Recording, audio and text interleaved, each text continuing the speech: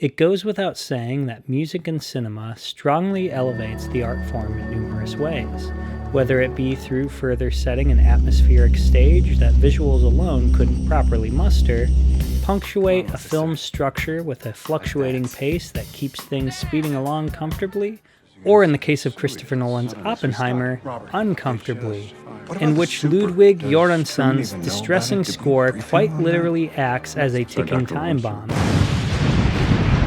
Hell, some musical scores have even been the sole salvation of the movie they're attached to, as in the case of Star Wars, which originally was planned to utilize pre-existing pieces of music by artists such as Anton Dvorak, Gustav Holst, and Erich Wolfgang Korngold.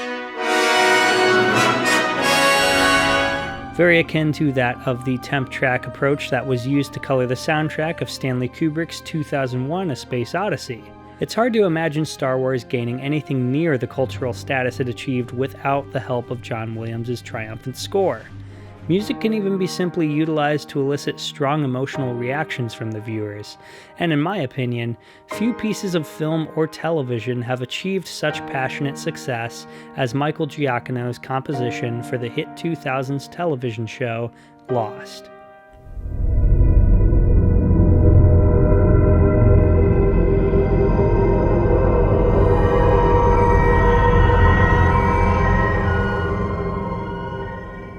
From the simple 17-second main title music that greets you as soon as you start episode 1, Giacchino immediately fills you with a sense of haunting mystery, giving you just a taste of the rabbit hole of intrigue the rest of the show would provide. So join me in discovering just how important an ingredient the powerful score was to the overall success of the television titan that is Lost. Lost crash-landed onto screens on September 22, 2004, having been conceived just over a year earlier in the summer of '03, when the then chairman of ABC Entertainment, Lloyd Braun, got the idea of a survival show while vacationing in Hawaii. With culture knee-deep in island intrigue at the time due to the reality show Survivor and the recently released hit drama Castaway, it's no shock to learn that Lost was in fact inspired by the two.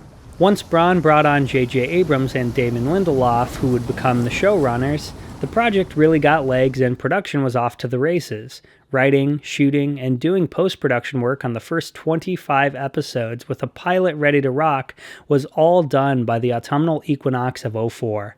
You heard that right.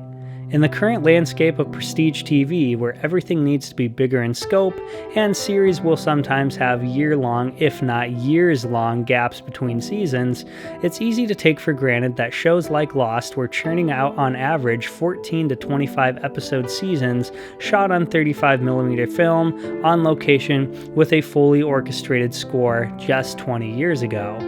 However, it's that last part we'll be focusing on here today, so now that the groundwork's been laid, let's get to it. Alias was an action drama spy series that ran from 2001 to 2006, and more importantly, was created by J.J. Abrams, and was the first television show that Michael Giacchino ever worked on. Naturally, Abrams was impressed by Giacchino's work, so when Braun brought Abrams onto Lost, he took Giacchino with him. In an early meeting between Abrams and Giacchino, the composer said that working with a full orchestra of real musicians instead of synthesizers was non-negotiable. The vision that Giacchino had for the show's sound was for it to swell and boom like a traditional film epic,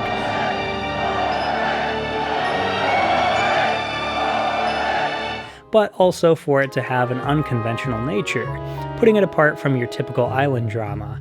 And unconventional it was, with the percussion section of the orchestra being one of the most notable examples. Giacchino didn't want jungle-style percussion, as to stray from conventions, so instead he had the crew gather pieces of the show's iconic oceanic airliner and ship those back to be played as instruments. They were using parts of the plane wreckage as musical instruments. Even parts of various instruments themselves were involved, such as a gutted piano whose wood was used almost like a timber drum. The end result gives the score the uneasy and oppressive mystery that a show like this needed, and the plane wreckage utilized is a subconscious reminder of the harrowing lives our lead cast have been thrust into. It's a stroke of genius that gives Lost an even stronger personal identity. I would also be remiss if I didn't briefly mention musician Mark Gasparo, who acted as the show's primary pianist, and the melodies he played are all instantly recognizable to anyone who's seen the show. The framing device that Lost tells its story uses flashback sequences to break up the island plot and keep the setting from growing stale, and since Lost is an ensemble piece, that means a lot of characters with a lot of various backstories. It was a neat way to learn more about our heroes, and how their backgrounds before the crash would shape their time on the island in different ways. This also meant that Giacchino had the tall order of writing a bunch of different themes for these characters, which resulted in leitmotifs becoming commonplace in the show's run, highlighting where certain characters would be at any given moment in their emotional journeys. Perhaps the most obvious example of this is Charlie, played by Hobbit alum Dominic Monaghan. When we first meet Charlie, he seems to be nothing more than a goofy British rock star, acting as the show's comic relief. Upon getting to know him on a deeper level, however, we learn that Charlie is a struggling heroin addict, and his battle is far from over once he reaches the island. Charlie's journey is full of highs and lows, but his personal battle is accompanied by a piece called Charlie's Temptation. Whenever it's used, you fully understand the pulling desires of Charlie's chemical burden, and wish for him to resist. But this low, dark 6-note melody often helps show that he has a lot of work to do. Countering this is a much brighter, more hopeful piece called Heirloom Holiday. The piece is ushered in as Charlie remembers the valuable moments that made him who he is, and that there's a lot at stake in this newfound life, and a lot more to live for than he realized. It's a beautiful song that lets us know that while not perfect, Charlie is capable of immense change, even to the point of becoming a hero.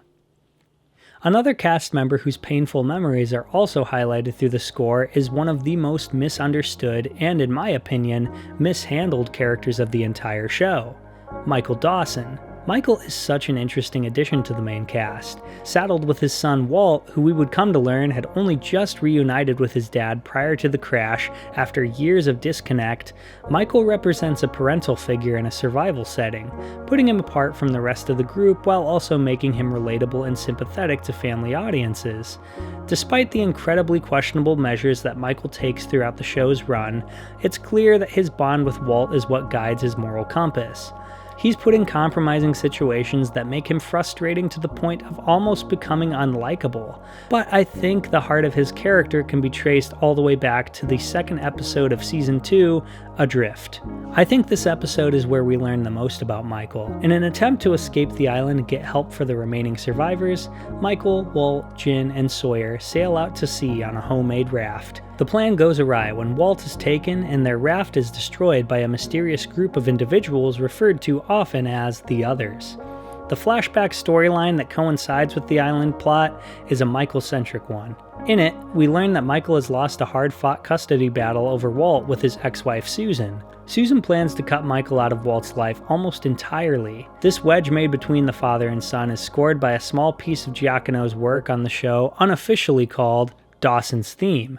It's a simple 3-note track that works so well in identifying Michael's emotions. In a heartbreaking goodbye, we hear this little theme, and it is a brutal watch. Aside from the music, the performance from Harold Perrineau here is just gutting. To learn this flashback was a last-minute addition to the episode's script, giving Perrineau a limited amount of time to prep for his emotionally loaded scenes, make it all the more impressive. Seriously, in a show full of top-notch acting, Harold Perrineau is one of the standouts in my opinion. I feel like this is such an important moment because it's a painful memory that makes Michael feel like a failure as Walt's father and guardian. Because of Walt's kidnapping, something that he views as his fault, it makes the memory's wound feel all the more fresh. Michael's theme is a reflection of his longing for a normal life with Walt. He aches for time that he can't get back, and when things get darker for the beaten-down dad, we hear this music more and more, showing that through it all, he had only one thing on his mind, making things right with his child. Speaking of things getting darker, let's talk about the character of John Locke, played marvelously by Terry O'Quinn. I'm operating on full bias here as Locke is my favorite character of the show, but I truly do find his arc to be one of the most fascinating, and his theme matches this perfectly. Locke begins his journey as a very mysterious member of the Oceanic Survivors, a survivalist type with an immense knowledge of tracking, hunting, and nature as a whole. He provides a plethora of wisdom, and is an extremely valuable core member to the group. The intrigue surrounding the character is emphasized by the song Crocodile Locke, which is one of the more jungle-heavy tracks on the show, and causes a trance-like effect on the audience and characters, making them hang on John's every word. He appears to be an all-knowing figure, but as this series shows us time and again, things aren't always as they seem. It turns out that back home in the States, Locke is anything but mysterious. He's a lonely, frustrated man in a wheelchair who feels that life has passed him by. He has an estranged relationship with his con man father, who consequently cons his own son as well. When the enigma is revealed to be vulnerable, we get the more emotional side of Locke's theme, cheekily titled Locked Out Again. John Locke is a man beaten down by the world, and despite this, provides so much light and support to those around him. That being said, the bitter end of Locke and his dad's relationship sets a precedent for the tragic character, who continues to be misled and misguided throughout his adventure, due to his deep desire to be important. The music that pairs with John reflects his disastrous nature perfectly. I had mentioned earlier that Lost is an ensemble show, and while that's true, it's hard to argue against the case for the main character of it all being Jack Shephard, played by Matthew Fox. If his name isn't enough of a giveaway, Jack Shephard acts as the leader of the island survivors, and has one hell of a savior complex. Working as a spinal surgeon back in his normal life, Jack feels an extremely heavy weight of responsibility over his patients, and feels an even greater amount of shame and guilt whenever he fails to save one of them. These feelings immediately transfer over to the survivors of the crash once the plane touches down. While a new, unique responsibility, sure, Jack's time on the island parallels who he was back home greatly. Being a long-running network drama with 120 episodes, it's safe to assume that some characters are gonna die, and Jack feels the burden of each and every one. A piece of Giacchino's score that is oftentimes paired with the show's lead is called Life and Death. It's a soft, piano-heavy song that makes every character's passing hit like a freight train. When Jack sees one of his lifeless newfound friends dead in the sand, he's seeing the dozens of patients that he failed lying dead on the operating table. Not only is his duty as a leader a main driving force in the character of Jack, but it's a huge sign of much-needed growth from within. His deep desire to be in control is challenged constantly throughout the course of the show, with life and death usually being an indicator of a low point in his journey. However, this bit of music theory is flipped on its head in the final episode of Lost. At this point, Jack has made a myriad of sacrifices and mistakes, but it's really the sixth and final season of the show where he begins to count the cost of these shortcomings and starts to accept them. Jack is going through a lot of growth throughout the show, but it's only towards the end that we truly get to see the fruits of his emotional labor. In the two-part finale simply titled The End, Jack sets right as many relationships with those he cares about, far from the least of which being Kate, his main love interest throughout the story.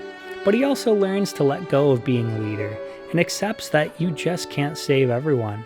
He relinquishes control over to the heart of the show, Hurley, sees that his friends and loved ones make it off the island, and watches this all play out with a hopeful smile before he slowly dies. This is all wonderfully accompanied by the aptly titled track, Moving On, in which Jack stops fighting his fate and lets go. The music includes a rendition of the aforementioned Life and Death, but it's through a much more joyous lens this time around. Jack isn't guilt-ridden anymore, and he gets to die a hero. Of the numerous things that Lost does well, I think the music is a load-bearing element to the show's initial success and lasting power. Even putting aside the incredible score by Giacchino, the licensed music soundtrack itself is also vital in bringing the audience closer to these characters, with Make Your Own Kind of Music by Mama Cass Elliot and Shambhala by Three Dog Night being some notable examples. Whether it be the lyrics being a perfect representation of a character's predicament, or simply reminding an individual cast member of their life back home, music is so integral in getting us to understand and love these people that we spend 6 seasons with. anyone who has seen Lost knows that it definitely doesn't end at being merely a survival show, more than dipping its feet into genres like sci-fi and fantasy, especially in the latter half of the series. However, something that remains consistent at its core is that Lost is a character-driven show first and foremost. Very much like Twin Peaks before it, I feel that Lost is often misconstrued as a puzzle needing to be solved. It is fun to theorize and pick apart the island's ever-twisting history, but it's by no means the show's sole purpose. It's not so much a series of answers to be discovered, but rather an emotional journey to be had.